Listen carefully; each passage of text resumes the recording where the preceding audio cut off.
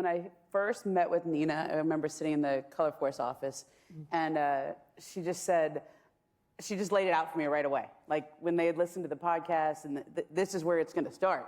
And I said, you know what? I think you're right, because the podcast, obviously, we have 30 years of history to tell, right? We have 30 years of the Lakers and the Clippers, and part of the dimension of it for folks in Los Angeles is Donald Sterling's insecurity contrasted with Jerry Buss, right? I mean, Donald Sterling helps Jerry Buss buy the Lakers. He's an attendee at the Forum Club all the time. He wants that life. He wants to be Jerry Buss, who's the owner of the Lakers.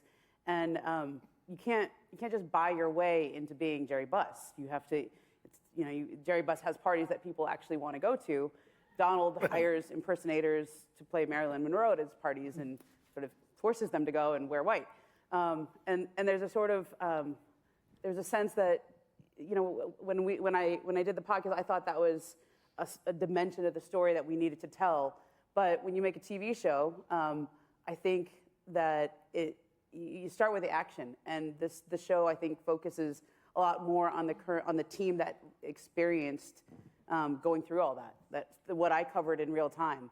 And so I think that was the right place to start. And then Gina, such an amazing job writing this, that where all of it comes through. Like, you don't have to start back in 1979 or 1983 when Donald buys the Clippers.